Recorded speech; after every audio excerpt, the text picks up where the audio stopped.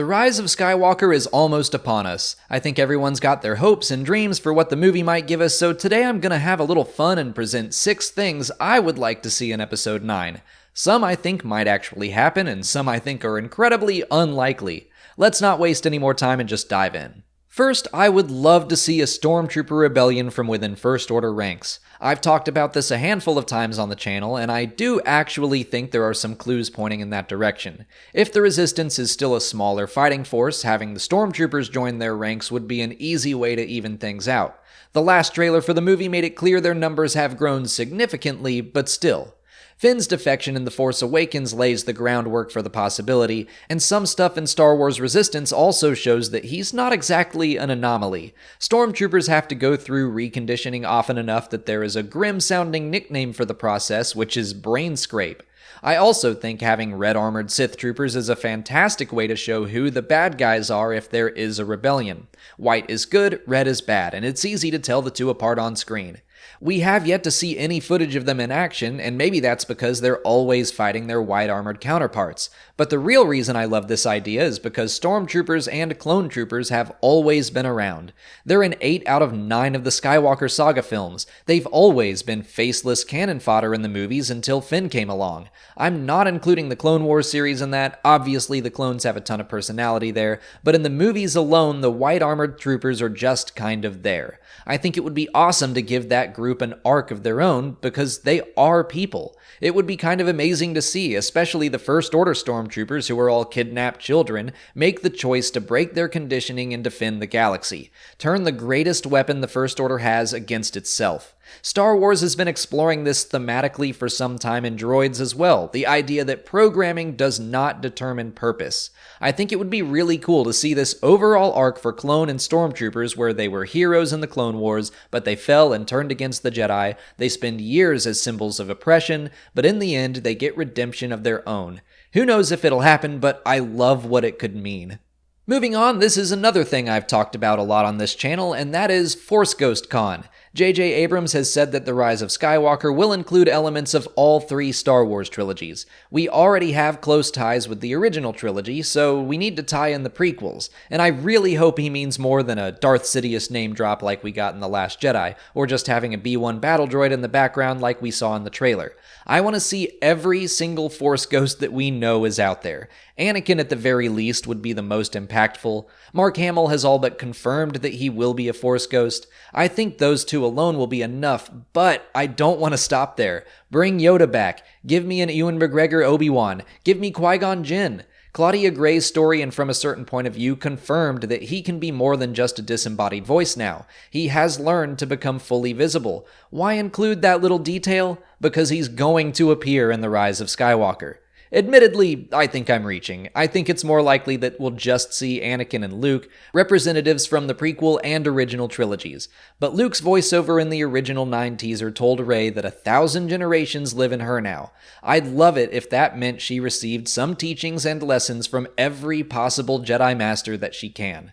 Also, bringing in all the Force Ghosts means we could get some sort of argument over why Anakin gets to look younger than Luke. Obi-Wan too, if Ewan McGregor plays the character. Luke, Yoda, and Qui-Gon could all be grumpy about looking their age, while Anakin and Obi-Wan are living it up being young. Or they could digitally age or de-age everyone to be the appropriate age, I don't know. But moving on, I'd also like to tie in one of the spin-offs into the movie. Rogue One already had a tiny reference to The Last Jedi, mentioning hyperspace tracking as a research project. I want a more overt connection. I want to see Vader's castle again. I had this guess for The Last Jedi as well, and I'm just not letting it go.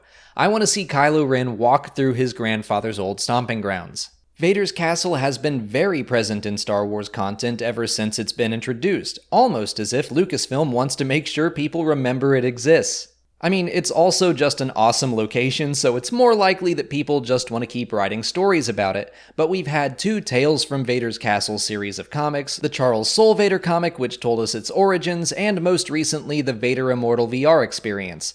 That's a lot of castle content. Let's get it into another movie. Let's see it after it's been abandoned and in ruins for 3 decades. I'm such a sucker for exploring ruins and familiar locations after they've been destroyed. I'd love it. It's also another way to tie in with the prequel trilogy, visiting Mustafar one more time. I'm not overly hopeful that this will actually happen in The Rise of Skywalker, since the teasers and trailers already show so much going on with no hint of lava, but I'm just gonna put this out into the universe and hope. Next, let's talk about Wedge. I might love Biggs Darklighter the most, but there's no denying that Wedge Antilles is the background character of Star Wars. He was this awesome constant in the original trilogy, a reminder that while Luke is fighting this war between the light and the dark, learning about the Force and his grand destiny, there are also normal people in the galaxy standing up to the Empire. Fans have been hoping to see him again since the sequel trilogy was announced. In the past, Dennis Lawson has shown some resistance to returning for a cameo appearance, saying that he turned down a return for The Force Awakens.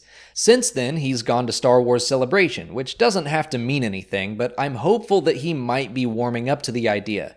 Maybe he saw the fans in person, saw how much it would mean to return, even for just a few scenes, and he changed his mind. Or maybe since JJ doesn't have to pay Harrison Ford an insane amount of money to appear in Episode 9, he was able to offer Lawson more this time around. I don't know, but I want to see Wedge one more time. I think this one is fairly likely after reading Resistance Reborn.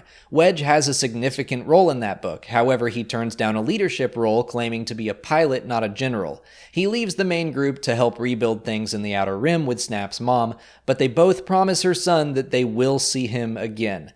I would guess that we will see Wedge in an X-Wing cockpit one more time in Episode 9. A smaller thing I hope plays into The Rise of Skywalker is a musical cue. There's been talk of John Williams using themes from all the previous saga films, and I think there are a lot of great options. Who wouldn't want to hear Duel of Fates again in some fashion, or Across the Stars? But since I think those are actually likely, I want to say that a theme I really want to hear is one that wasn't written by Williams, but instead by John Powell.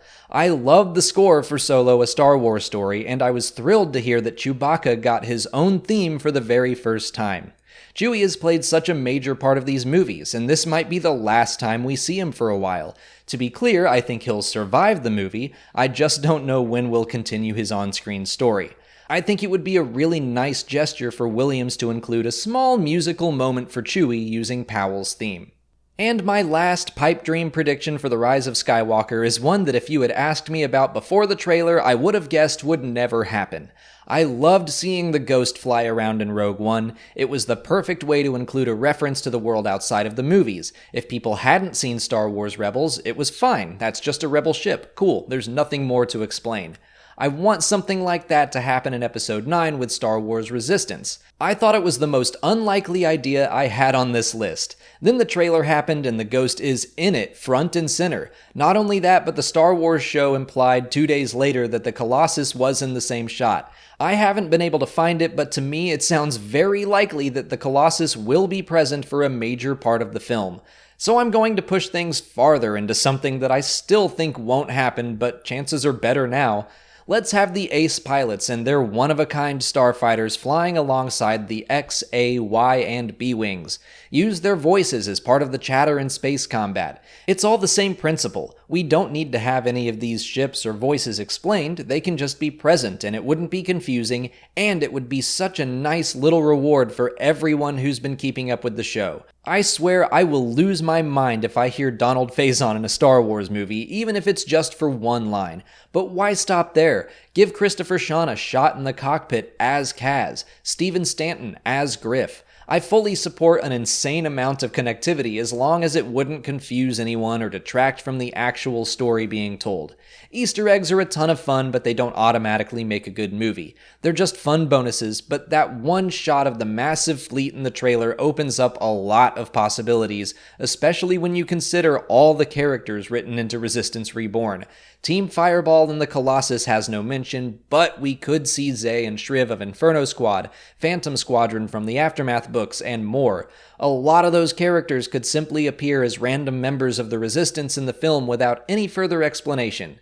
Again, their inclusion would mean a lot to die-hard fans who have read every book and comic and played the video games, but if done well, it won't be confusing for the average moviegoer. Before ending this video, I need to give the disclaimer that if none of this happens, it's fine. I do have hopes and dreams for Episode 9, we all do, but it's important to make sure our excitement for what could happen doesn't turn into a demand for what should happen. This is not our story to tell. I do think part of the fun is making these predictions, and the time before a film where anything can happen is a very exciting time. Just remember to speculate responsibly, like our friends at Force Center always say, and when December 20th finally gets here, try to just switch off and enjoy the ride. But those are my pipe dreams for the Rise of Skywalker. What are yours? Let me know your crazy or perfectly reasonable predictions in the comments. If you haven't already, please like this video, subscribe to the channel, follow us on Twitter, Instagram, and Facebook, and consider checking out our Patreon page. As always, thanks for watching, and may the Force be with you.